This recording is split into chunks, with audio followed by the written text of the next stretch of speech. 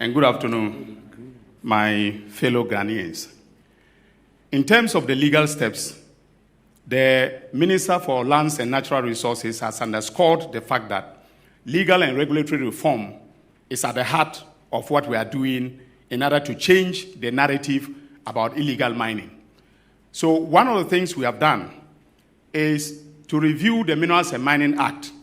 And I have advised the Minister for Lands and Natural Resources that the current state of the law is such that licenses and leases can be granted over the whole territory of the Republic of Ghana. That includes forests, that includes the territorial waters and the exclusive economic zone. So the first thing to do is for us to streamline the Minerals and Mining Act. And for instance, in respect of mining in forest reserves, we will put a provision in the statute, in the bill, when enacted, that will prohibit mining in forest reserves completely. And I have told the minister that one of the things we can do is to identify all the forest reserves and put them in a schedule attached to the bill and make it categorically clear that no license for mining activity or lease for the conduct of mining can be granted in respect of all the forest reserve attached to the statute. Now that means that at any point in time that the law, the position has to change, they have to go back to Parliament and then review the law, which makes it politically more difficult. Also, we have prepared an instrument that is LI 2505 in my office, and that will be laid in Parliament on the 14th. The Minister and I have agreed that on the 14th of October, when Parliament resumes, we'll lay that instrument to revoke the famous LI 2462, which is the infamous LI 2462, so that there will be no basis whatsoever for anybody to tamper with, with our forest. So immediately it is laid, within 21 days, it matures, and from that time onwards, we will not have LI 2462. Now, in terms of prosecutions, the statistics that were given included 1,400 arrests. 1,400 arrests. Now, the biggest problem we've had with the arrests is the 48 hours rule. Constitutional principle that we must bring them before the courts within 48 hours. Most of the judges have been granting them bail.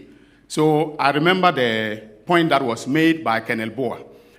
When we arrested 9 people in Kumasi, he called me and I told him that immediately place them before the court and then ask for them to be detained so that we do our investigation. When they appeared before the court, Your Excellency, they were granted bail. Okay? Then they went back. He was very good in monitoring them. They went back into the forest. So I told him that even despite the fact that they've been granted bail, because they have gone back into the forest, they've committed a new offense. I asked him to arrest them, but to bring them to Accra, instead of placing them before a court in Kumasi. And I'm dealing with them now. They are in detention. We will not release them. We will make sure that even if the High Court says we should grant them bail, we'll go to Court of Appeal and go to the Supreme Court to ensure that we hold them until the dockets are prepared and then we send them to court. Currently, we have initiated prosecutions in 65 dockets. And Mr. President, there's a difference.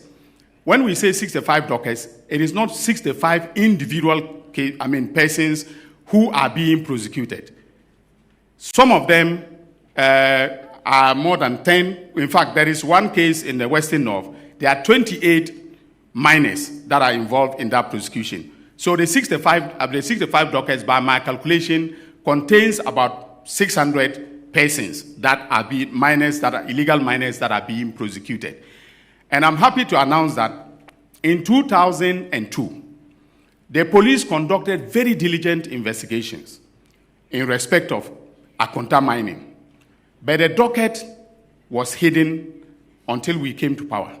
In fact, when we came to power and I started the investigation with the the Lands and Natural Resources Minister and the Forestry Commission, we were finding it difficult to get information.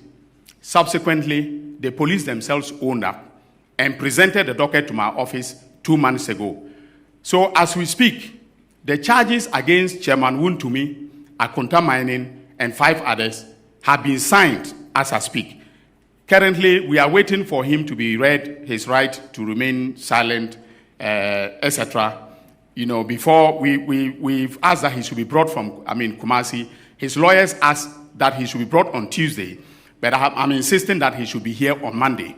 If he doesn't come on Monday, I'm going to order for his arrest so that he'll be brought to Accra. His rights will be read to him, and then we can start the prosecution. We have also put in place certain measures to ensure that the prosecution goes faster than normal. We have approached the Chief Justice, who has agreed to assign specialized courts for the prosecution of illegal mining cases.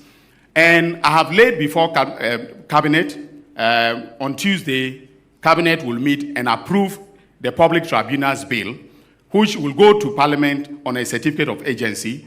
And if by December the tribunals are in place, most of the circuit tribunals will be given exclusive jurisdiction to deal with mining cases.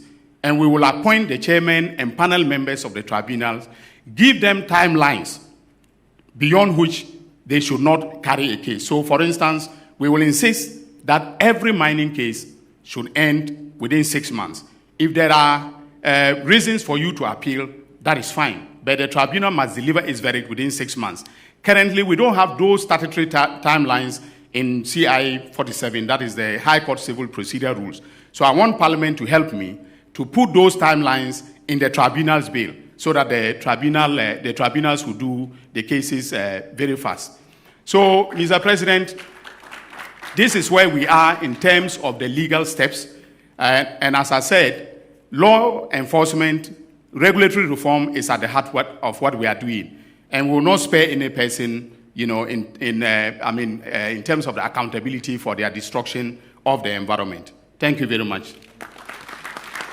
Very much.